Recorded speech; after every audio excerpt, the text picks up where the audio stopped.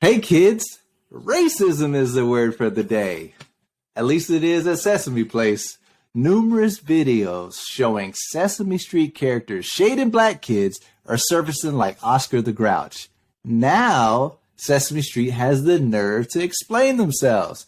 Plus, marriage is the word for the day in Hollywood, even for Nick Cannon. And the Emmys have the audacity to give a plagiarizing thief a nomination, allegedly. The Unmitigated Gall Podcast starts now. So what's this podcast about? Somebody gotta keep it real, you know. Reclaiming my time by winning. Keep my wife's name. Catch me outside, how about that? You're talking to Unabashed hater. my style is impetuous.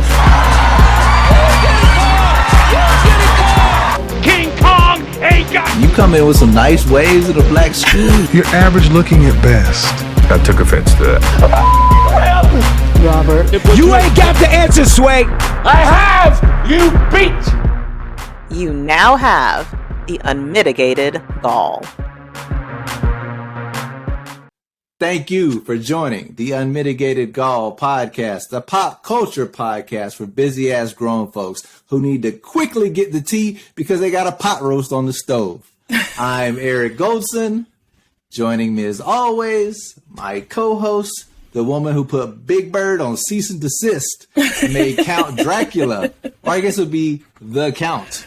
Tap out. Hey, Chevalerie. Hey, how's it going? You know, excuse me for being in a robe today. Guys, I'm like, why are you wearing a robe? It's like your Ric Flair. Is that your Ric Flair? I wish that this has no sequence for those listening who aren't watching, who are just listening. It's just a regular robe because I'm tired. I've been busy. You know, I apologize to you for not being as prepared as I normally am. But as you know, I just took the family to DC for the weekend. Now it's crazy. I didn't know where you went. I just knew that you were gone for a couple days, so I didn't know where you guys had gone. How was it?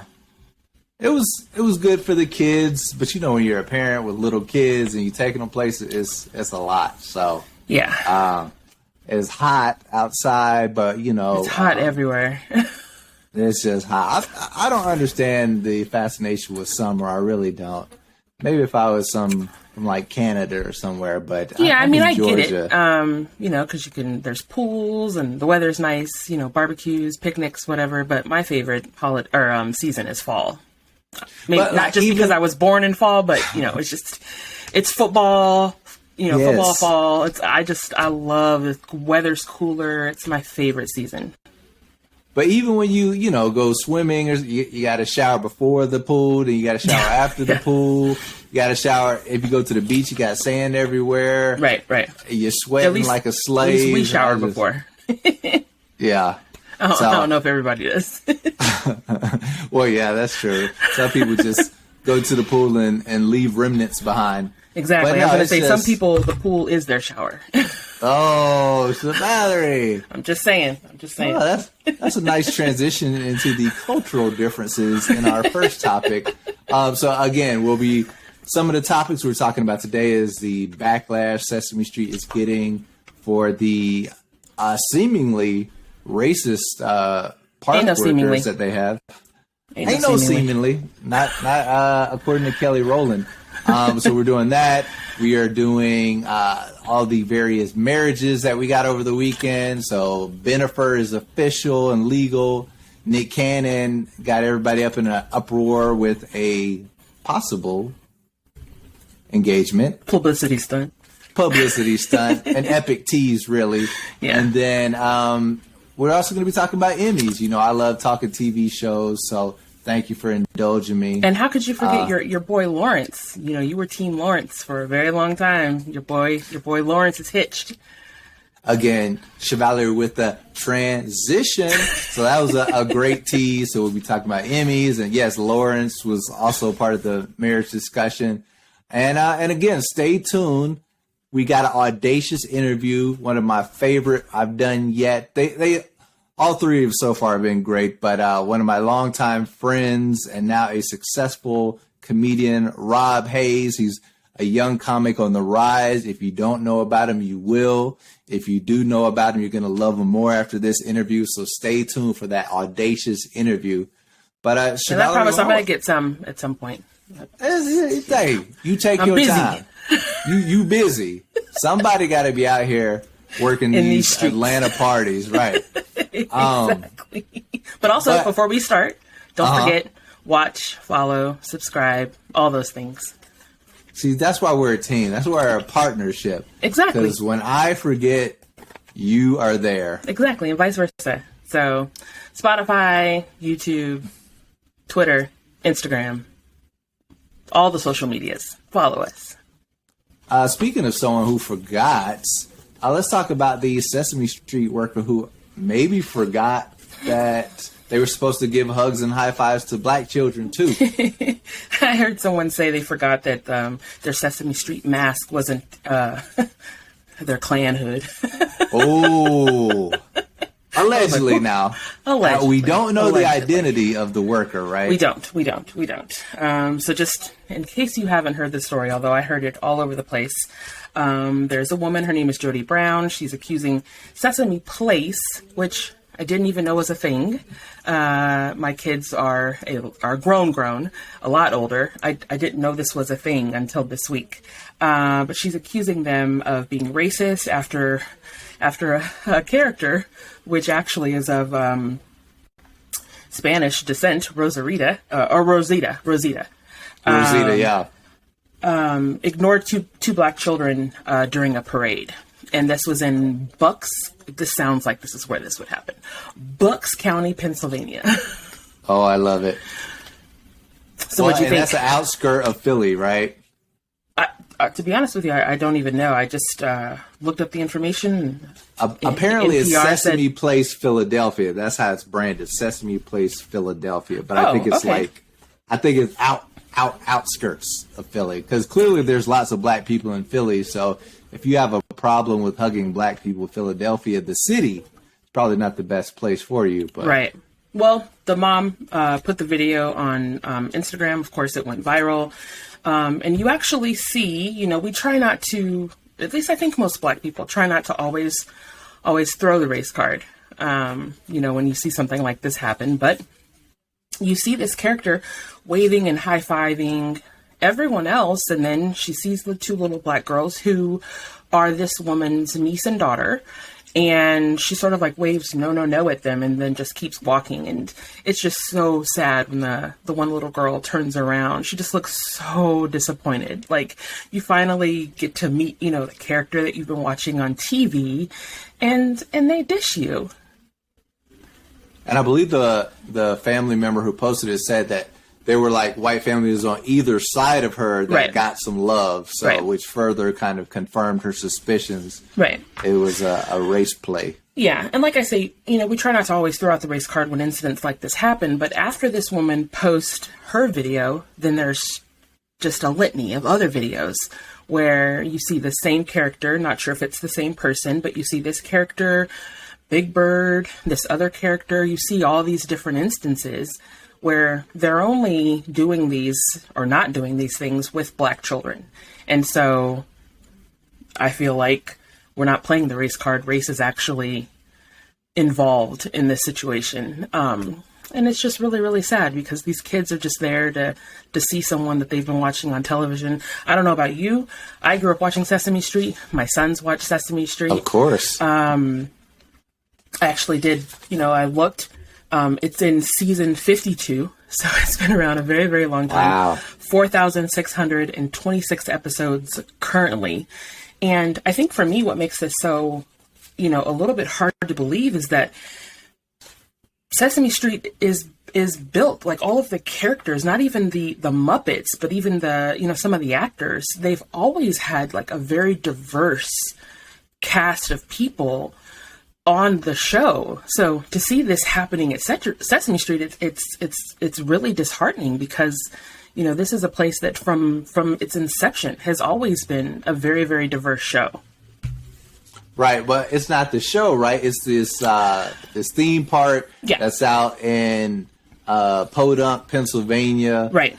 So you got to keep in mind that these are not like a diverse array of actors who've made their way through Hollywood. These are like young people, old people, people maybe who are down on their luck, who need a job, who are working in the hot sun in costumes, and maybe after a long day's work, that diversity and inclusion training probably gave way to deeply rooted racism. They're like, no, kid, it's hot. I'm not hugging your black ass. And now it's come back to bite them. Right. And it is important that you point out, apparently Sesame Workshop, which I think is over Sesame Street, licenses this theme park, Sesame Place, which again, I've never heard of. But it's going to be interesting to see. You know, of course, they've issued your standard little statement. Oh, you printed it out. Printed it out. Well, evolving statements. So do you have them both? I think I may only have maybe the first one. This one. Well, let's just go over the first one. Read that, because that's the interesting one. Okay. We sincerely apologize to the family for their experience in our park on Saturday. We know that it's not okay. We are taking actions to do better. We are committed to making this right. We will conduct training for our employees so they better understand, recognize, and deliver an inclusive, equitable, and entertaining experience to our guests. For over 40 years, Sesame Place has worked to uphold the values of respect, inclusion, and belonging.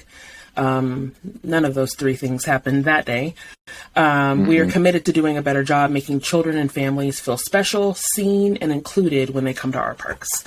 Blah, blah, bullshit. So, yeah, I think that's the recent one where they're saying they're going to step up the bias training. Okay. Now, initially, Sesame Place was like the mask make it so they can't really see, things that are under them really well. Right. Apparently they went to the character. There was excuses like, they didn't know what was going on, blah blah blah. Yeah. So it was some excuses at first, which it was some uproar. bullshit is what it was, because you clearly see this character look down at those two little girls and then wave no.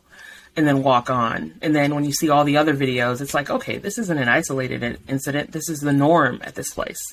Right. Because you see Big Bird do it one time, like you say, you see other characters. So I wonder if it's like one worker who's just rotating in and out of different costumes. Today you're Big Bird. Tomorrow you're Rosita. Every day I'm racist. Or is it like just a bunch of different workers that they just grab from the worst place on earth and put them in happy costumes? Yeah, I think this also sort of took off. I mean, it was going to take off no matter what, but as you mentioned earlier, Kelly Rowland sort of duetted the video, and then she wrote, I can't even read my own handwriting, Eric. What did she say? Well, hold on, before you get to Kelly Rowland, okay. Another thing that the park said initially, let me pull up mine, is that the performer portraying Rosita, the no hand gesture that she gave to the girls was in response to someone wanting a photo. So you like a lot of excuses. It was the mask, they couldn't see it. The no thing was for photos, holding the kids. So yeah, Kelly Rowland was having none of it. She basically said she would have basically torn the park down. Yeah, she said, so had that been me, that whole parade would have been in flames. And I second that. You don't want to mess with a survivor. No, exactly. I'm glad it didn't, I think that mother handled it, the best way she could. The statement went on to say that she went to go and ask, for a supervisor, but they said a supervisor wasn't available. And so I think that's when she decided to post the video online, and now this is where we are. But I don't know. I don't know if, how would you have handled it? It wouldn't have been pretty. I can tell you that. My boys, they buy me things that say Mama Bear. And I wear it proudly for a reason, because I can turn into it in almost an instant. And I can just tell you, if something like that, I think maybe if something like that happened, you probably do think like, oh, well, maybe they just didn't see my kid. The girls are really small, but I think when you look back and you watch that video, it's so obvious, it's so blatant, and so I probably would have done the same thing that she did. Would have tried to speak to a manager, or would have tried to call some attention to the situation, because you can't sort of get that moment back for them. Now that moment is what they will remember when they think of Sesame Place, and to me that's the worst part of it. They went to go see their favorite character, and, their favorite character was like, today's word is racism. R, the letter R. Letter R. Yeah, I don't know what I would have done. I was trying to think what I would have done, but I know what my wife would have done. Naima would have been snatching corporate collars left and right. The thing with me is I hate making a scene, because I know once the switch is flipped, there's really no limit to where I'll go. So I'm very conscious of that when I'm dealing with corporate people. So I don't really complain when bad service, because I don't want to take it there, because I know. So if I complain to you and you still don't remedy the action, that's going to set me off. So sometimes I'll just let it go, because I'm just like, it's not worth it. But yeah, Naima, she would have been like, can I speak to a manager? Exactly. Now? I think it's different, when it's, if something happens to me or happens to you, but I'm sure you're the same way. I'm sure I'm a mama bear, you're a papa bear. It's different when it's my kids. I get so offended if you do something to one of my children. I know that you're doing something wrong. So, I don't think it would have been pretty. I think I would have blown that place up just like Kelly Rowland. So, would you boycott Sesame Place? Not Street, the show, but are you down with the cause for boycotting Sesame Place? 100%. Or you think that, 100%? Oh, yeah. Wow. Oh, yeah. Yeah. And I was actually just about to ask you, what is the solution here? They've issued all these statements. They claim they're going to do, diversity training. What's that do for the little girls, though? I think you have to do something to make up for you're wrong.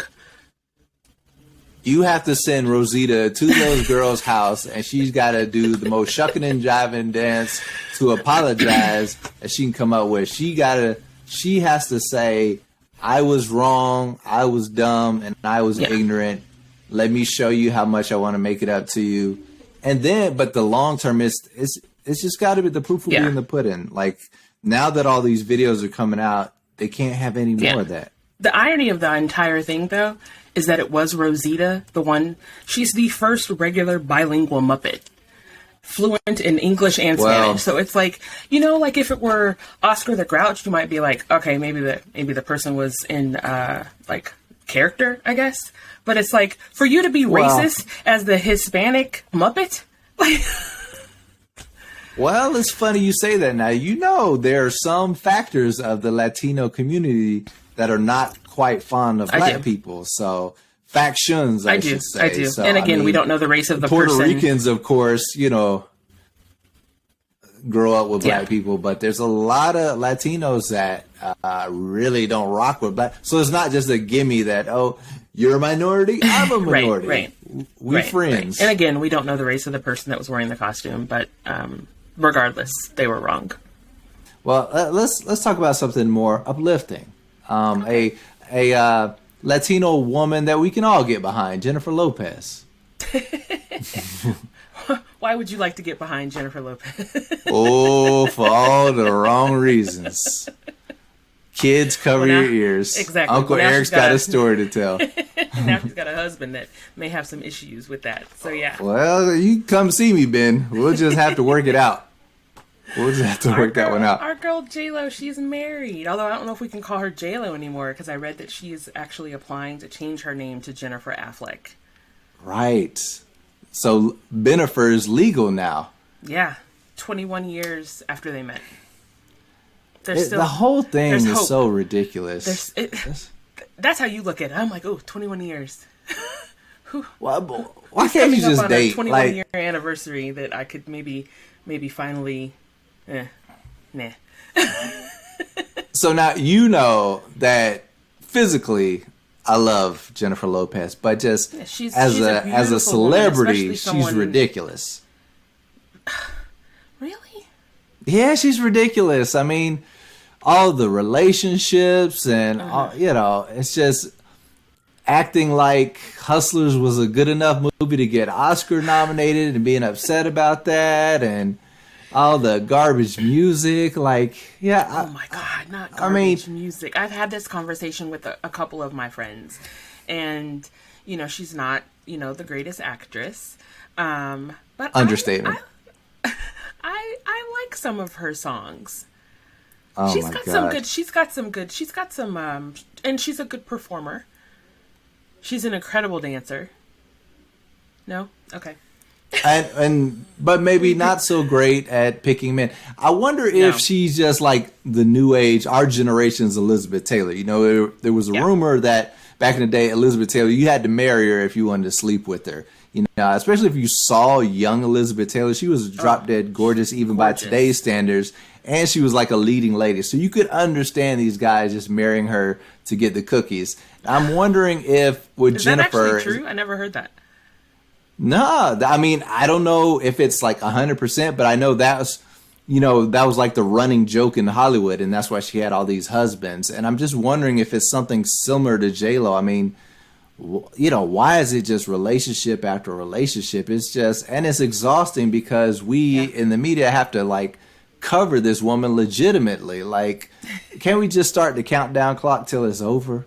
Aww. I mean, it's just because think about it. You got two A-listers. It's not being a celebrity is a self-indulgent, selfish thing. Like, in order to be at the top of the Hollywood mountain, you have to always literally be pulling resources to me. You got to be promoting yourself. Everything in your circle has to be around you. So that is the opposite of a long-term, successful, healthy relationship. I mean, I would argue the actors that have been married in Hollywood the longest are either the ones who are married to someone who is a few tiers down in them in the fame factor, or they're just people who are by nature not like headlines type actors, like Kim Kardashian, she's a headline. Jennifer Lopez, she's a headline. Ben Affleck, for good or bad, he's a headline. So I just wonder if the gravitational pull of their stars are too much to withstand. They're going to burn too hot too quickly is my opinion. Oh, see, do you want to give should we like take bets on how long this one lasts? It doesn't seem like you think this is forever. No, of course it's not. Now, I think they're going to have to make it seem legitimate since it's their second time around. Hopefully, they won't produce another Geely or like Jersey Girl or something. Let's hope the relationship is better. I never even saw that movie. I just know that everyone says it was trash. But so I'm going to say fair, though, like 6. 6 what? Years, not months, years. You give them 6 years. Well, that's...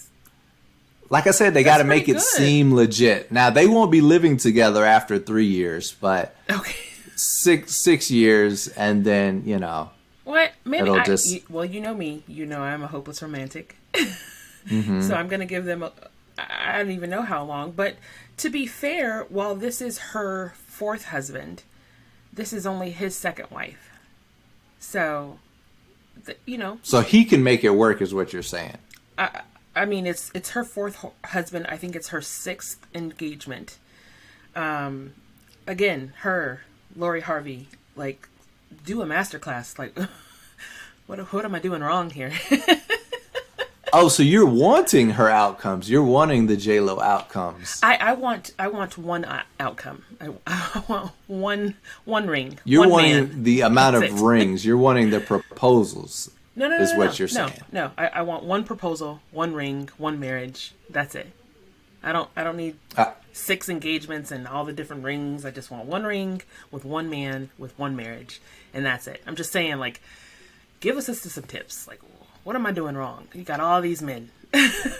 Right. Well, speaking of proposal, well, let's focus on someone who put out the most epic proposal tease that we've seen in a while. Because Nick Cannon had really had people upset for a minute because he put out this Instagram post where he's, clutching a woman. He's showing her a ring. Yeah. And it was not a very romantic caption, which should have tipped us off. The caption said, I said I would never do it again, but finally doing what the world wants me to do. He might have just said F it in the caption, because that's essentially what you're saying with that. But it ended up not being a true proposal. Right. It looks was like a great it's tease. Just like a music video. Maybe he has some new music coming out or something. He does.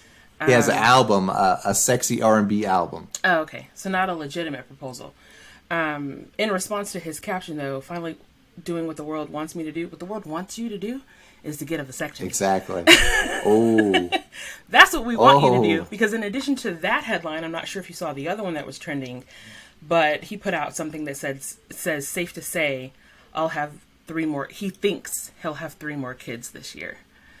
And again, we talked about it on a previous episode. Hold on, where's that? Who said that? Nick Cannon.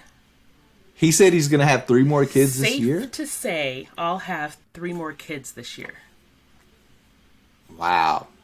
And we talked about this on a previous episode. If you didn't see it, make sure you go and watch it. I don't get it. I don't understand, what this man is doing. I'm at a loss, truly. If he has, I think he just had a baby, right? I can't even remember. I can't even keep it all straight. I think he just had a baby. 1's on the way. So if you're about to have 3 more kids, I have to look back at my notes. But like, where are we? Where are we with Nick Cannon? Why are you counting? Why are you counting at this point? I don't know. Why are you counting? I don't know. Here's the name of the album: Raw and B, the explicit tape. So this was a promo for that album, Raw and B. Right. Now that I think, like, is Nick Cannon? I can't think of it. Does he have any like hit songs or anything? Okay.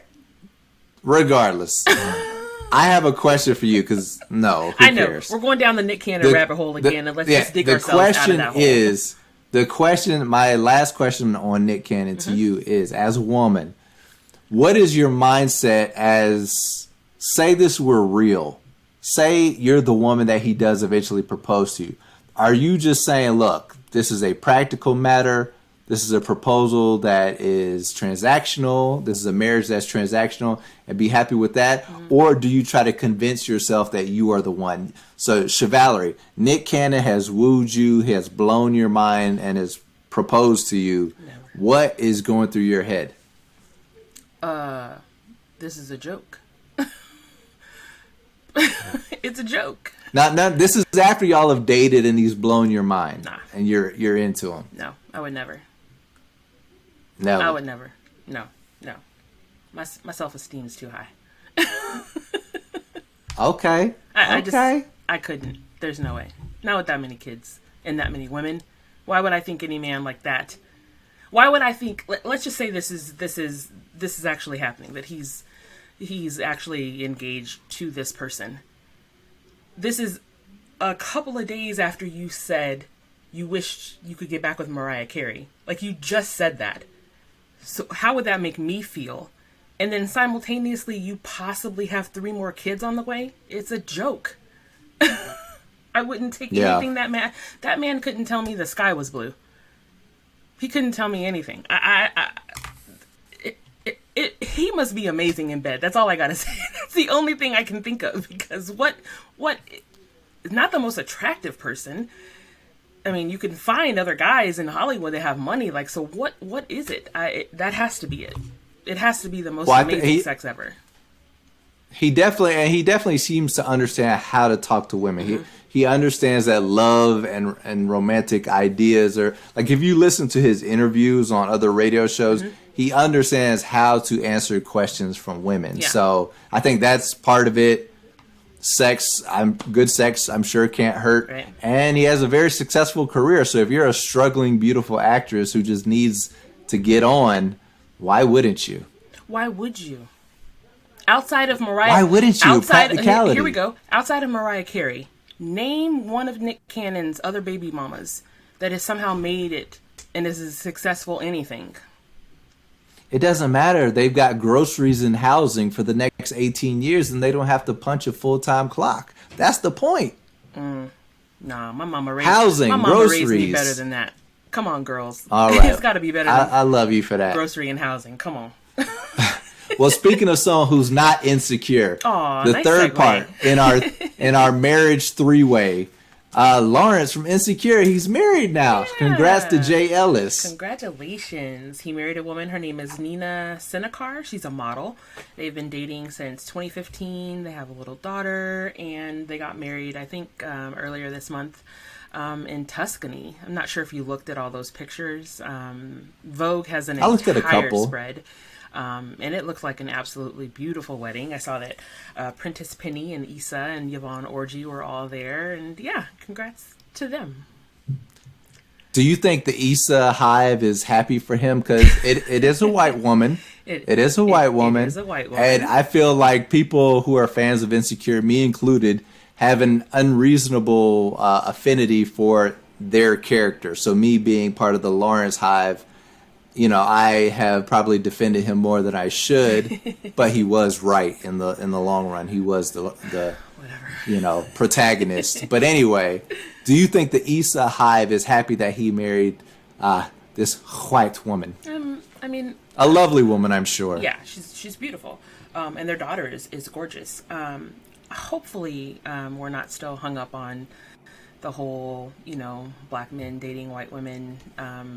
I've always said, I always bring it back to my boys, you know, obviously, of course, I would want you to marry a black woman. Now, your mother's black, your grandmother's black, your aunt, you know, but at the end of the day, it's about who makes you happy. And so if this woman makes him happy,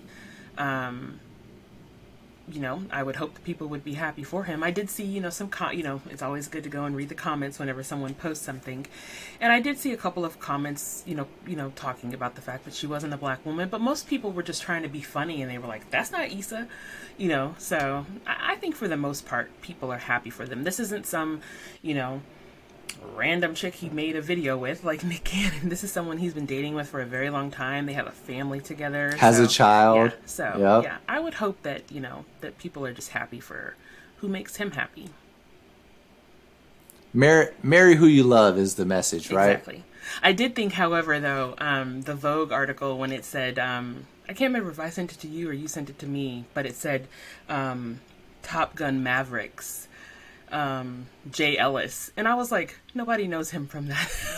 Maybe the Vogue audience. Okay, fine. I was like, Top Gun Maverick. It was a big movie. No, it's Insecure's Jay Ellis. But, hey, you know, it was a huge blockbuster hit. It's recent. It was, but he had such a small role. It's like you know. I know. I was disappointed how small it was. Yeah. It's Insecure's He basically Jay Ellis. was in the plane going, woo. Woo! So that if y'all haven't seen Top Gun Maverick, that's Jay Ellis's role in it. Woo! Speed up! Woo! So there you go. Movie. Very good movie. Very good movie. Very good. Before we get to our next topic, again, stay around since we're talking about people in Hollywood we love. Stick around for Rob Haze. That interview is coming up in a few minutes. But we want to stay on Hollywood for a little bit, right, Valerie? I don't even know. I didn't write. Let's just say the 2022 Emmy nominations Emmys, baby. Came out. I don't know what year it is. I don't know. The complete list came out, and I figured it would be better to sort of go through some of the categories and some of the people that were nominated, and maybe ask you who you think will win because you know. Oh, I love this. I don't have time to watch television. I don't know what I'm doing that everyone else. So kind of the unmitigated Gall version of Swami Says. Am I picking winners or am I giving hot takes? I'm going to give you the category and who's nominated, and you tell me. I should actually write this down and then we can check it when it happens. Hold me to exactly. it. Hold me to it. So while you're preparing, I'm just going to say I think I could tell you who should win and who will likely win. Because, you know, there's politics involved, but I'm ready whenever you are. Well, I will just say really quickly, so your favorite show, at least two of your favorite shows that you always talk about, but one of them leads with 25 nominations, Succession. Ted Lasso and something called White Lotus. Each got 20. I I've heard of Ted Lasso. I didn't expect you to see White Lotus. I've never heard of that. But I do know that Kelly from Insecure got some guest star. Is on White Lotus. She got an Emmy nomination from it. So good for her.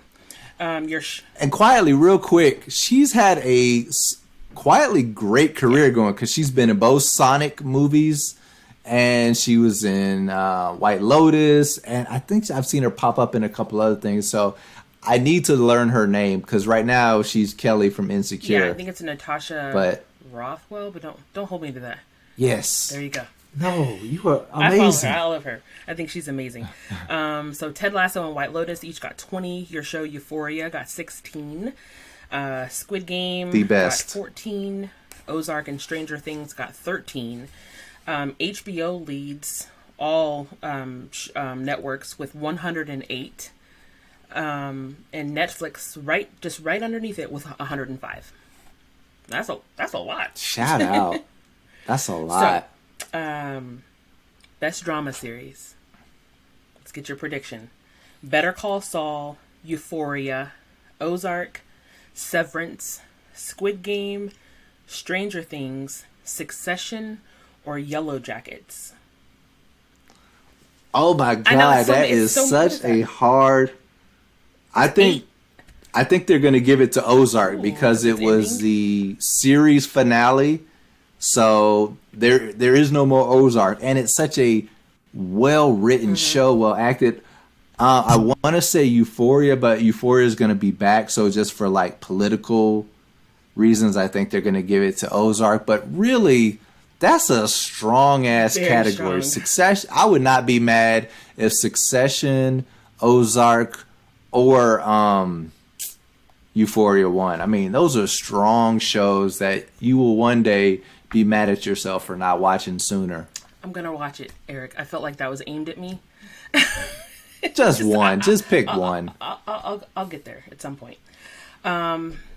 Comedy series. Abbott Elementary, Barry, Curb Your Enthusiasm, something called Hacks, The Marvelous Mrs. Maisel, Only Murders in the Building, which apparently a lot of our coworkers are watching, and they say it's really good, really funny, Ted Lasso, or What We Do in the Shadows. Swami says Abbott Elementary. Abbott Elementary, just because it's so critically acclaimed, and it has a black creator and a black lead, and you know these award shows have gotten backlash for not being diverse enough. So I think the combination of it being a really great show and it filling the diversity quota, I think it's going to get that. But I haven't watched all of those. I haven't seen the one with Steve Martin and Selena Gomez. I just doesn't sing to me. Ted Lasso, I will say the first season was great. The next one, not so much. Good, but not great. Okay. So I think it's still. The first one was so good, Valerie, that it's actually still riding the wave. Oh, really? Yeah, Ted Lasso. So it's like Snoop Dogg's career. Snoop Dogg started off so hot that he was basically able to coast for the rest of his career. So Ted Lasso is Snoop's enjoying the just doggy style effect. Maybe with the gospel album. He's doing good work, right? He's doing good work, but he's not doing great work. So, Fair. But yeah, Abbott Elementary for comedy. Lead actor in a drama, Jason Bateman for Ozark. Hopefully you know who these people are. Brian Cox for Succession. Come on now. Ling Jun Jai for Squid Game. Bob Odenkirk for Better Call Saul. Adam Scott for Severance. And Jeremy Strong for Succession. Ooh, see, they got two Succession people. I think Brian Cox is the older guy, the dad, and I think he's going to get it. Like the way he be yelling at his kids and them. We put it in the intro to the show. It's just, I have you beat. Like, also, if you ever want to see a parent just go off on their children, just watch Succession. That's just also you've never seen reading his kids to death. HBO's promo for the show where it's basically just each character saying "fuck off" for like a minute and a half. Yeah. It's amazing. Make sure you go and find that. All right, lead actress. Wait, what was that one for? Drama. Lead actress in a drama. Drama. Jodie Comer, Killing Eve. Laura Linney in Ozark, Melanie Linsky in Yellow Jackets, Sandra Oh in Killing Eve, Reese Witherspoon in The Morning Show, which apparently we need to watch because we're journalists and it's also amazing, or Zendaya, Euphoria. First season was amazing. I think comes down to two people. It's either Zendaya, which she won last time, so they may not give it to her again, or the lead from Ozark. What's her name again? Let's see. Ozark, Laura Linney. Yeah, I think she'll probably get it again. I think this is going to be their year because it was the final season, and it's really just a great show. So, and I feel like Zendaya, she already got one, so they're going to be like, let's give it to Laura. Okay. I think we got time for one more, Valerie. Okay, you got one more? Well, then let's just do Best Variety Talk Series. The Daily Show with Trevor Noah, Jimmy Kimmel Live, Last Week Tonight with John Oliver, Last Night with Seth Meyers, or The Late Show with Stephen Colbert. I don't know. It ain't The Daily Show. That show ain't been shit since Jon Stewart left. Hey, what was the category with RuPaul's? Hold on. You don't like Trevor Noah? No, he's not good. Oh my God, it's the same writing. It's the same writers. You just think it's the delivery? No, I think Trevor Noah is so funny. He's not, though. Why are we not talking about Trevor Noah on at least a monthly basis? Because he's not good. I mean, he's good, but he's not. So Jon Stewart, it comes down to that anchor on that show because you're putting the finishing touches on the jokes. You're coming up with a lot of angles. We know that his writers are basically supporting his ideas. I mean, that's what and then you've got the writers that do their own segments, but like the leads of the show, it's just Jon Stewart turned a floundering show into an iconic one. So, let me correct myself. I'm not knocking Trevor Noah, but he took over after a legend. That's so true. it's just that's true. But I think he's in his own lane. I think he's doing things his way, and he's not. I love that you believe that. People didn't even give him a chance, and I don't want to play the race card there, but we'll save that for Sesame. No, do not play the race card there. I said I'm not. Eddie Murphy was the biggest comedian and entertainer in the world at like age 19. So if someone is funny, the world will love them. I need you to give Trevor Noah a second chance. Okay. All right. So who's your pick? Well, we're talking Jimmy Kimmel, John Oliver, Seth Meyers, Stephen Colbert. It's gonna. I think they'll give it to John Oliver because he always wins it, right? Isn't he like the safe pick at this point? Like I have no dog in this fight, but I just think John Oliver will win because he has been. All right. But I recorded your answer, so we'll see. Boom. We'll see how you do. Mark 'em, Dano. But we're talking about comedians. Perfect segue into. You're welcome. Chevalier, you're just mwah. I teed up. You knock it off. Let's do it. Home Run King Eric Goldston here with the Unmitigated Gall's audacious interview. Comedian extraordinaire Rob Haze. Check it out and stick around because we got more recommendations and invitations. Man, if I had a good story, I wouldn't even be a comedian. I'd be a rapper. My track one would be amazing. Your track one, that's where you tell everybody what you've been through. My track one would be incredible. I grew up in the street. My mom tripped on the curb when she had me. I cut my umbilical on the concrete. Like, I would have had bars like that. Like, I would have been, if I had a good story. Ladies and gentlemen, it is time for the Unmitigated Gall audacious interview. One-on-one with someone in the media who is making it happen. With me today, one of the hottest young comedians in the game, a man who matriculated through one of the finest four-year institutions in the country for shits and giggles. He's been on late night all over every good show, worn every Jordan, is a podcast legend in his own right. Rob Haze, thank you for being on the show. What's up, brother?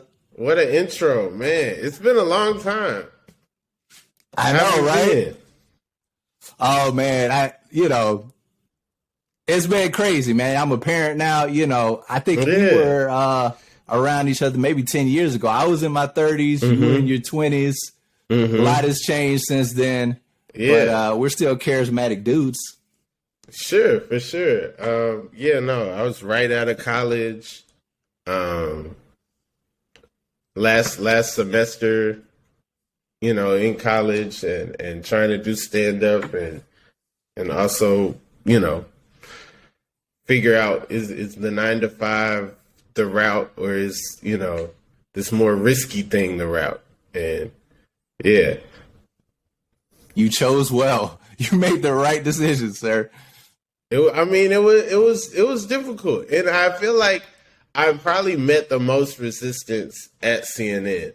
Like that's the time where I interacted with people who weren't just so, oh yeah, it's gonna work out for you. Like some people were just like, nah, like wow. So people in the media were like, don't follow your dreams of being on camera. Not just being on camera, but just like comedy. Like I have an idea in my head of what a comedian is, and I don't see that in the person that you are professionally. Wow. And that's wild to me because back then, I could see we'd be chopping it up and I could see your mind working. Yeah. And then I would see like clips of you going out. And, for me, I'm sure you strike me as a guy that doesn't really like to be compared, but I'm gonna do it anyway. You kind of strike me as like a young Norm Macdonald in your approach to writing and just like thoughts. R.I.P. Norm. I don't love the comparison just because of just, I knew it. The esteem that I put Norm to, but that is definitely somebody that I looked up to and was super interested in. But yeah, I mean, it wasn't everybody, but it was one or two people that would try me when we were working there. And but also, I guess they're only seeing someone who is focused on something else. They're not seeing and it's I had a clear passion that was outside of that building, Right. And I mean, it could have been some jealousy. It could have been some people not seeing you shucking and jiving. Maybe you weren't as animated as a Sinbad. So yeah, maybe that's what it was. Yeah. Also, I did not really code switch. Like I'm kind of the same dude. I kind of just found a frequency that worked, but I wasn't like the switch up wasn't there. And for some people, there was like a definite switch up, like, hey, on the clock, I'm this way. When I'm kicking it, I'm somebody else, Speaking of code switching, do you feel like black audiences or white audiences receive you better? Honestly, I think a mix. I think, there are certain subject matter that I love getting into, or that it comes natural to me, that a black audience would appreciate. Sensibility wise, I feel like I probably am better for a whiter audience. I feel like, the way I tell jokes, I guess the language I use sometimes is more of the expectations of somebody that, is going to a more mainstream comedy show. But I would like to say I'm a hybrid. Speaking of like you on stage, I always knew that you were to make it. And I'm going to say you made it is because like a couple of things. One is that you're young and you got, like you said, you were fresh out of school. And you got out there in Atlanta, which has to be some of the most jaded audiences in like small rooms, and did it. And you did a mulatto comparison. You compared a mulatto person to a mulatto cookie, and I just thought that was great. So the combination of you just willing to do it, and I could see your mind as a writer. I was like, if he can write, he can, he can travel. I do wish in those days, I think I was so focused, and it was just like, I would go to the comedy club. Every time I would leave CNN, I would go to the comedy club. Like, no matter what time it was, if it was just the let out, I would be at the let out. Like I was just, and if I got out anytime before, 1 a.m., I'm hitting the spot. I'm getting up. By the time I left Atlanta, I was getting up like 7 to 10 times a week, just wow, like getting on stage that much. But I do wish I had spent some of that time like focusing on other things, because other opportunities are coming and have come, and it's like, I kind of had to start back at square one, at zero. But so what do you wish you would have done then? I don't get it. I think still being young, still like, okay, comedy's done, I'm headed to the club, still being and so you could have worked harder, is what you're saying. I could have worked on like better habits, being more organized, being, I could have set myself up even better. Like I did grind, and I feel like I outgrinded most of the scene in Atlanta. I don't think there was too many people doing stand-up in Atlanta that was into all the things that I was into. But that being said, that's the type of person I am. I'm always like, I could have got more. I could have, You a damn good dog. You a damn good dog. But that's a good transition, because from Atlanta you went to New York, right? Mm-hmm. And now you're in LA. Mm-hmm. How long were you in New York? I moved to New York in the summer of 15. So the spring of 15, I won the Laughing Skull Comedy Festival. I taped Last Comic Standing, and then I was a new face at JFL Montreal, which is a prestigious stand-up comedy festival. So from that, it was kind of like I felt like I reached the ceiling in Atlanta. If I was going to make a move, that was the time to do it. And so I moved to New York and basically had to start over as far as, being in a when you new to a comedy scene, you kind of just got to, you're at the beginning of shows again. People are, only giving you 5 minutes, only giving you a little bit of time. You got to hang out. They were hazing you out there, huh? Not just hazing you. It's just no one knows you. And in a city that big, there are thousands of comics, so you're gonna be the new guy for a while. But after a while, I was able to. By the time I left New York, I was again getting up maybe like 10 to 15 times a week. But then also, I started working out here. I got a writing job out here. I ended up doing the Tonight Show. And after that, I got a writing job out here. And then that was kind of pulling me to LA. And then I got another writing job out here. And then it started to feel like, all right, I'm making my money in LA and paying taxes in New York and California. So I got to make a move. Right. So speaking of that, let's start right there. I gotta read this man's resume, because he dabbled in it. In it. All right. And you did the Tonight Show. Mm-hmm. James Corden. I wish I had Pastor Troy.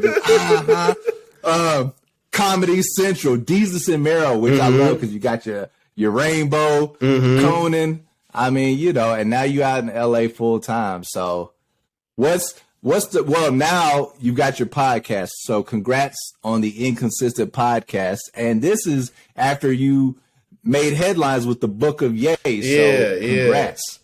Yeah, no, the Book of Ye was an interesting ride. It was Kanye West podcast, all about Kanye West, kind of influenced by some of the more specialized podcasts that I'd seen. There's one that was like only about Denzel Washington films. There's one only about Saved by the Bell, so I was kind of... I should have caught that one. So I was kind of like into those things. And then but just having my brand being so tied to such an unpredictable person, it was, like when that ride started, there was no MAGA hat, there was no running for president. Like, all that kind of was documented in real time. And then it just, I always saw it as the Colbert Report. I'm Stephen Colbert and Kanye's George Bush, and I'm playing a character that is a huge stan. But unfortunately, because I do have like fandom of Kanye, and I never, tipped my hat and said, hey, I'm playing a character, people started to think that person was me. And so then I started to have Blacks for Trump coming to my shows. I started to have MAGA people coming to my shows, giving me gifts, all kind of stuff. And so we kind of had to slow down on the podcast just because it wasn't really aligning with our politics. I did it with another comedian, Chris Daniels, who was in New York out of Detroit, and he didn't want to do it anymore. And so it just, I was down to like have fun with it and flip it and do it different ways. But, my friends kind of had an intervention a little bit. They were like, you're more than a Kanye fan. Like, you can't go out like this. Yeah. So it sucks. I don't know. I kind of would have been that friend, like, yo, man, ride this thing till the wheels fall off. See how far you can push it and see what happens. But, luckily you have better friends than me. But no, talk about the Inconsistent podcast, because you're talking to other comedians and they are not allowed to use Google. That's the rule. Oh, wow. Sorry. Oh, wow. Okay. Spoiler alert. There's been 4 episodes? Yeah, right? yeah, no, 4 or 5. Yeah. So, no, it's out. The secret's out. I'm glad. That means you listen. I have a pet peeve. People always Google stuff. I have so much random information that I spout out in a conversation, super referential, and so. Yeah, there's always a moment where somebody's skeptical and then they're like, let me go Google that. And when it happens over and over and over again, it gets on my nerves. So I just created a world where you can't do that. And I feel like it lends it up for fun improv and sometimes I learn. Sometimes there's information. Just whatever is in our brains at the time. If any fun fact comes to you, let me know, because I am also a master of trivia, time, and space. Okay. And I might not be surprised. So okay. All right. Don't try me out here, Rob Haze. Don't try me. Okay. Is that Sade behind you? But look, it is Sade, and the lyrics are on there, too. Did you know Sade is the name of the group? I did know that. But that since she was the most marketable person, a lot of the time people be like, "Really?" I'm like, "Yeah." But isn't her name Sade Adu though? So like, it's the name of the group, but isn't it also her name? Yeah, kind of like Van Halen. Oh, mm-hmm. Did you know that Sade's? I don't know if it's a son. I think it was a daughter who is now a trans man, or vice versa. I forget. If I was better at trivia, I would have had that down. All right. I'm not going to touch that. That's smart. Don't get Macy Grade out here. I'd hate for that. I'm not getting canceled for an indefinite fact. All right, well, speaking of ladies, transition. What about you're out in LA. Mm-hmm. Do you have a lady now? I do have a lady. Someone special? Yeah, I do have a lady. Ooh. How long? 4 years, but 1 year in person. It's been long distance. What? A long time. Oh, you had one of them, my girlfriend's in Canada relationships. Yeah. My girlfriend doesn't go to this school. Yeah, for sure. Where's she from then? How did it start? She's from originally New York, but she lived in Atlanta when we met, and so I was in New York, but my family was in Atlanta. My father was ill, and I was coming back and forth to Atlanta a lot, and just kind of sparked a whole relationship, and then she moved out here a year ago. Well, congrats, brother. Are you looking for a family? Because you don't strike me as someone who's willing to set up the dad and the nuclear family yet. You don't. I feel like it will happen eventually. I think it's soon. You know, it's coming. Wow. Breaking news on the Unmitigated I don't know about Gall breaking news podcast. Wow. No, that's good. That's dope. Mm-hmm. I'm happy for you. Wow. Because, you know, in my mind, you always struck me as so driven, and you're always kind of weighing the pros and cons of your time and how much is spent, the cost efficiency of things. So are you worried about that taking away from your product? No, I'm not. I'm not worried about that at all. Just, I think it's the natural progression. You know, it's like, I know other people who got families, and it's, you know, reflected in their material. And I mean, I don't know. For the longest, I was holding on to when Chris Rock talked about when he married Malak. It made him the most focused he's ever been in his life. But now, you know, he's a divorced man. Yeah, you can't really use him as an example at this point. I was like, dang, of all the comedians, like, wow. Well, but he's got a new lady, according to the Daily Mail, so good for him. Not gonna get on here and gossip about Chris Rock, you know. Don't do that, man. You're off to such a great start. I hate for now, but all right. One other comedian, since this wouldn't be a news and pop culture podcast if I didn't ask you at least about a couple current events. I know that's your pet peeve from watching the Inconsistent podcast, but what is your take on Chappelle's latest stand-ups, or I guess the Netflix bundle is what I would think, because my take is that I don't like when he's gotten so preachy, and I feel like the gig is to tell jokes. Yeah. And although I hold Chappelle to this high esteem, it's like, you know, when I go to a restaurant, I want the food. Yeah. I mean, I think for all of us, we've only seen certain paths. And I think when, you know, he's the youngest of the people in his class who've had his access, who've had his abilities. And so, you know, he's the youngest Mark Twain Award winner, you know, and so now he's kind of in uncharted territory. And also it's just, you know, part of the gig is being a rule breaker. Now, I think that there's a bit of an obsession as far as the like one particular subject matter, you know, because it keeps coming up. And right. I also feel like, you know, it's like this. If you break it down joke by joke by joke, he shoots at everyone in the closer.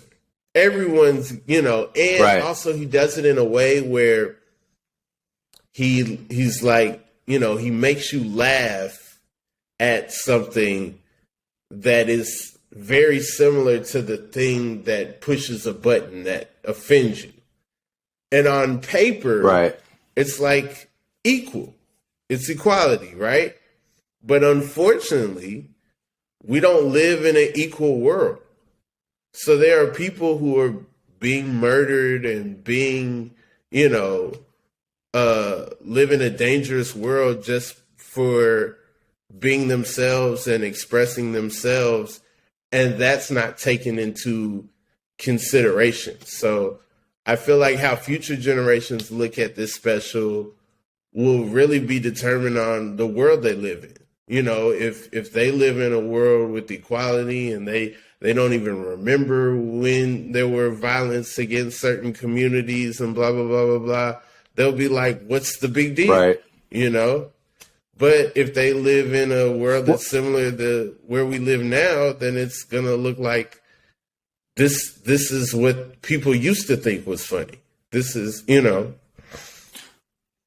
Right. Well, I think actually my perception is that his big adversary is cancel culture, right? And when he told the joke about trans the trans community, that's when the most, I guess, push came to him to be canceled. So in his opposition to cancel culture, it became a war against this one joke that he really couldn't just get off and move on.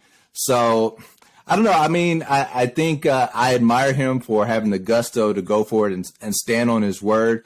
But again, I just want to laugh, you know. So, you know, I hope we get to more of that. But shout out to you for actually giving me a stance. I thought you was gonna matador my ass. No, I mean, I just call it like I see it. I mean, also, you know, those people, they aren't calling. So I'm not really worried. You know, I'm not losing anything. I don't have any flights booked to Ohio. So, you know. But you could though. Especially like when I clip this and be like, Rob Haze goes to Dave Chappelle. I'm not going at him. I mean, I feel like my stance isn't, you know, anything to write about. Nah, you're you're actually being kind of supportive of him as a writer and an artist, which, you know, I appreciate that. I feel like the whole thing is overblown. Like I said, my issue is not with any of the jokes or his take on the trans community. It's just, I just feel like comedians should, you know, be funny. So, I mean, right now I'm feeling like Neil Brennan is my favorite guy. Even Bill Burr, I used to love Bill Burr, and I feel like lately he's gotten a little curmudgeon-y. So I just hope as I follow Rob Haze' ascension that, you know, you just keep them jokes. I mean, that's all I hope. Plan. I do want to, you know, dig deeper, and I do think about saying something, but it's always in the guise of a joke. I am working on a project that's a little more personal and a little more,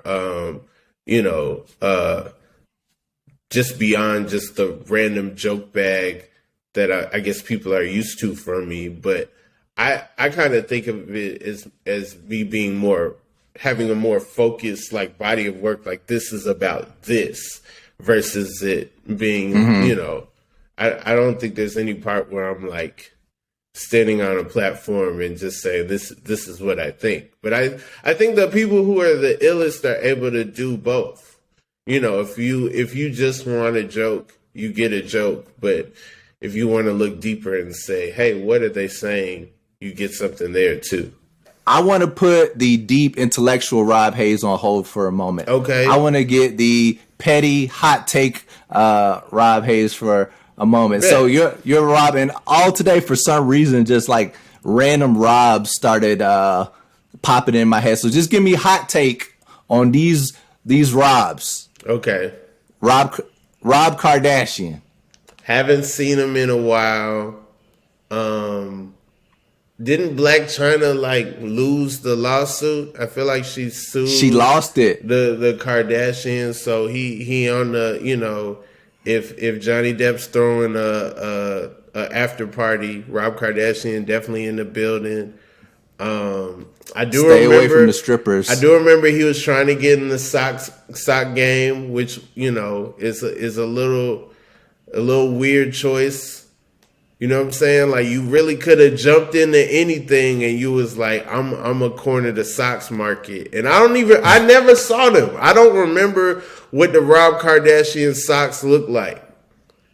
Right. I mean, he should have got like into the draws game. The draws game would have been, and then you could have done a sock line as well. But I feel you on that. Yeah. Black Rob. Black Rob. Black Rob. Last time I was in New York, I saw a mural with Black Rob on it in Harlem. And that really touched me because it was just like, dang, I just realized he was gone. I remember the Like Whoa video, the dance that they was doing in there, you know, like, yeah, it was giving Bankhead Bounce vibes, but it was a little easier, right. a little simpler, you know. Yeah, Bankhead Bounce, you gotta kind of really warm up for that. You know what I'm saying? Yeah, Bankhead Bounce, you could just jump right into your whole neck region in. But yeah, like whoa, you could do in a bubble coat. It's a New York dance. Rob Reiner.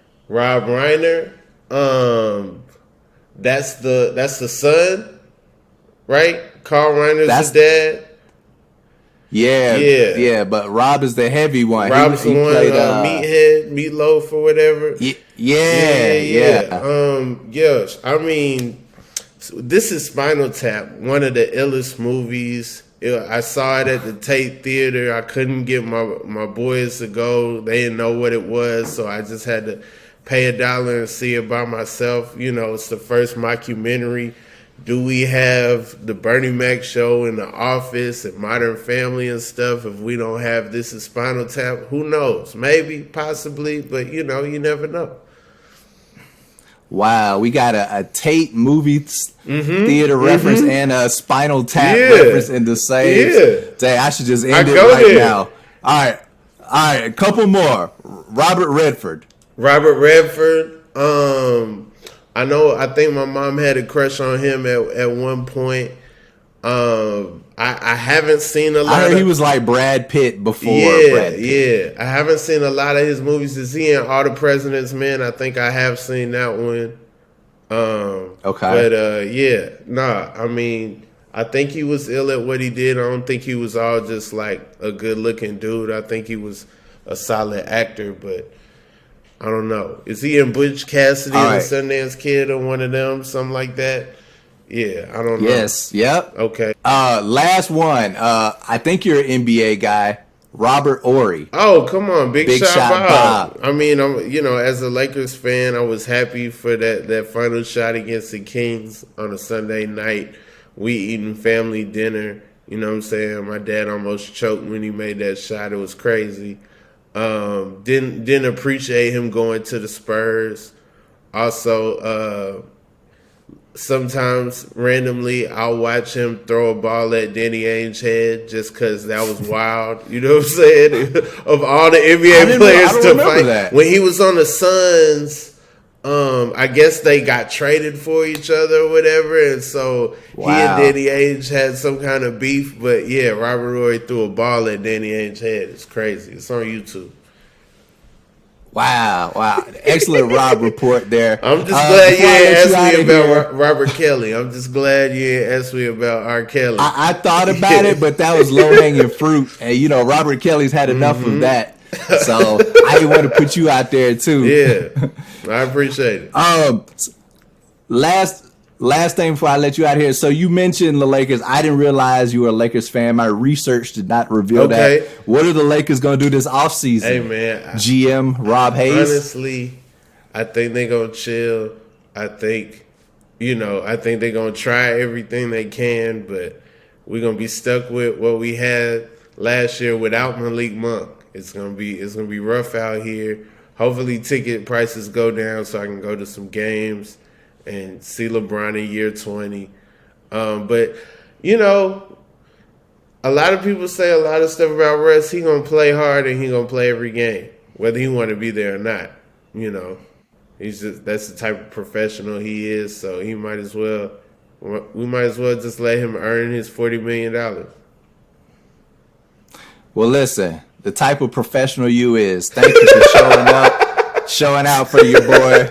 Hey, I was a master of transitions, hey, man, but now you killing it. But listen, hey, plug your shit, Rob. Yeah. They can find you on IG, your podcast. Plug your shit. Yes. If you're in the LA area, I just started a show at Casino Filipino on Wednesdays. I'm the new host of Good Heroin at Stories in Echo Park on Saturdays. I have a one-man show, the personal project I was talking about called Frontin', that I'm doing at the Elysian Theater on August 12th. And my new podcast, The Inconsistent Podcast with Rob Haze, on all streaming platforms. It's on YouTube if you want to watch it. If you listen to the audio version, you'll hear the music and whatnot. Yeah, I noticed that. But anyway, hey, watch him, follow him, check his shit out. Rob, again, thank you, brother. A young man on the rise. I appreciate you taking out the time and coming to the Unmitigated Gall Podcast. I appreciate I had to. All right, Chevalerie, we got our recommendations and invitations, my favorite part of the show. Yeah. Do you have any recommendations for me before we get to our invitations?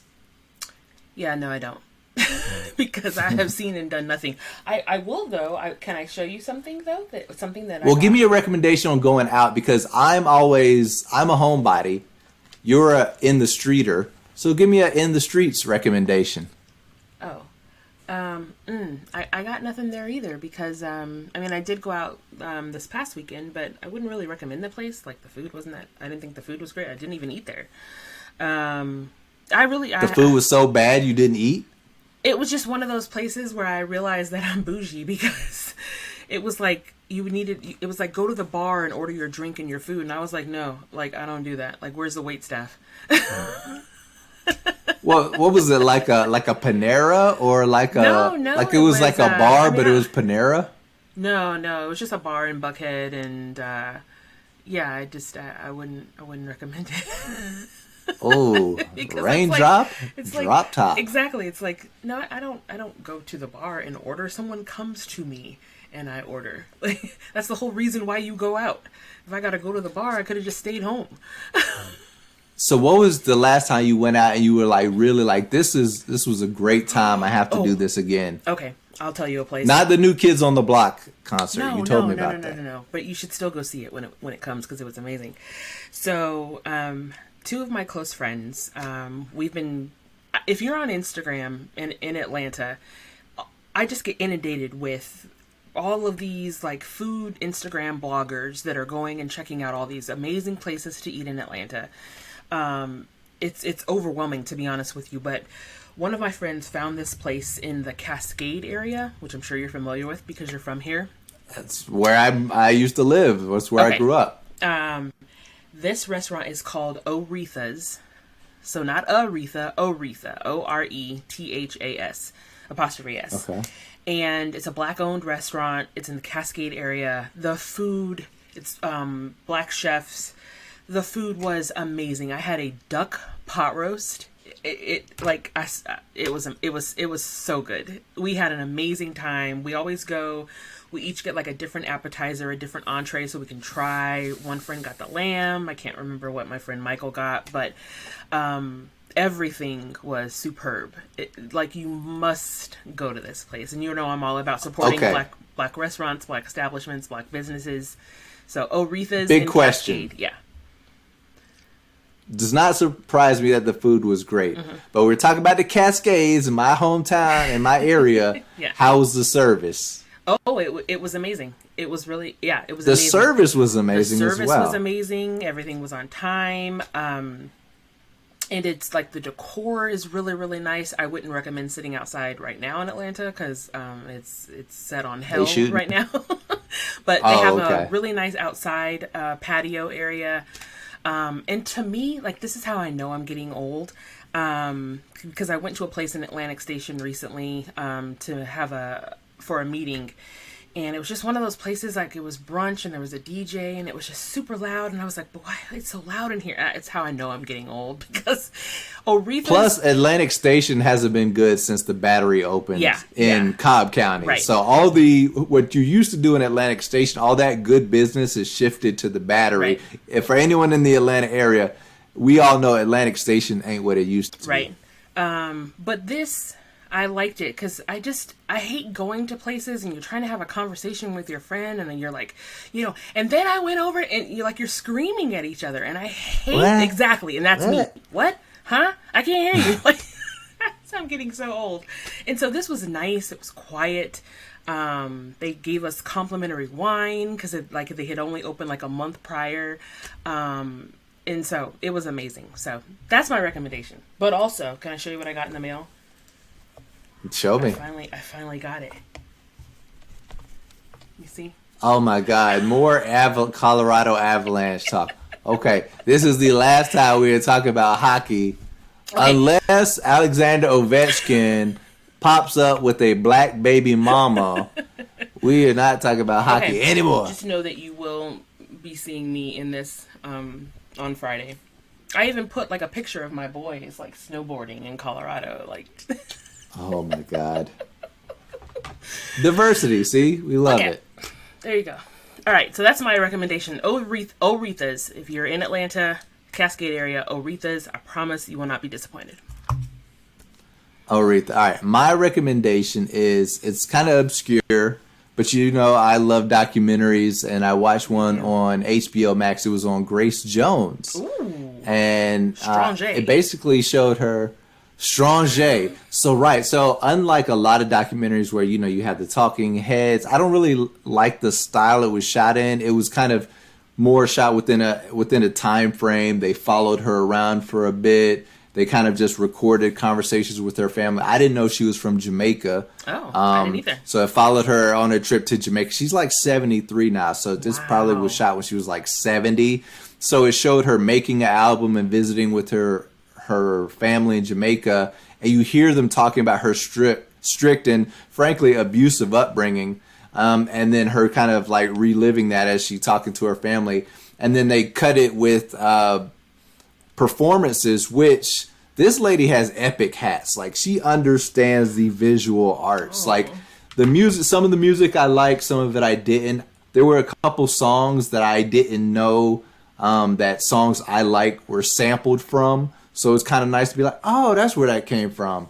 But just to see like her background, get a couple songs that I didn't know were hers, and then watching her perform at that age, I would say was quite interesting. So I'm jealous that she has a fierce hat game. I can't wear hats because I have such a big head. I'm not afraid to admit it. I have a big head.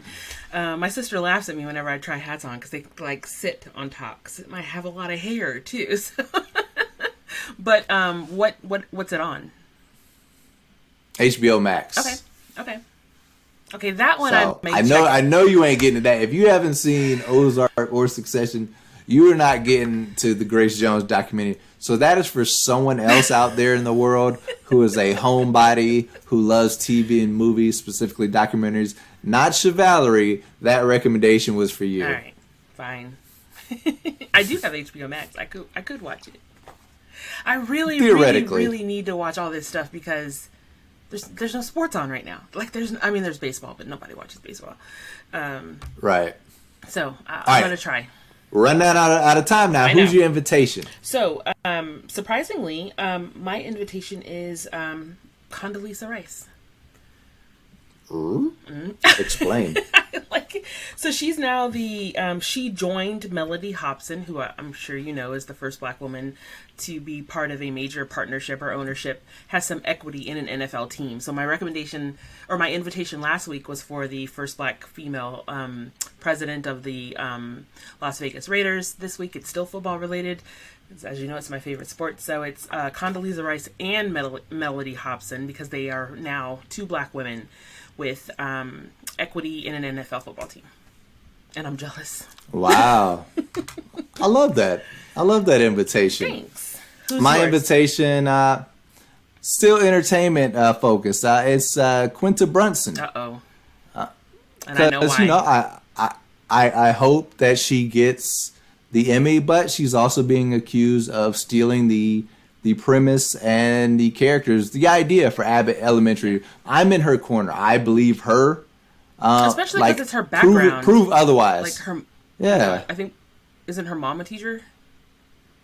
Yeah, and she named Abbott after Miss Abbott, a teacher. Correct. And I think the idea of having a minority school is not one that's so far-fetched. Like, she stole my idea, a Black school. So I think if you read a little bit more, she has to prove into the accusations, though, if what this woman is saying is true, she does have a lot of similarities to Abbott Elementary, but as someone who has also done some content creation and is trying to get some things, on air on certain networks, everyone will tell you that there really are no original ideas, and there's no way to copyright an idea. And so any creator will tell you, even if that's true, that she, stole your idea, still go out and do your version of, the show that you were going to do, because it's going to be different from hers. So we'll see what happens. Exactly. I was not happy to see that. To see her, get, I think she's the first woman, or maybe first Black woman, to get 3 comedy nominations. Emmy nominations, and then to also have that piggyback, oh, here's some Emmys, also here's a lawsuit. Yeah. I think she'll beat this like a mild cold. And like you said, so. if being the word here. Hey, if I was 7 feet tall, could jump and dribble, I'd have a successful NBA career. But I don't. So, hey guys, make sure you like and subscribe the Unmitigated Gall Podcast. We the best. Valerie, see you next time.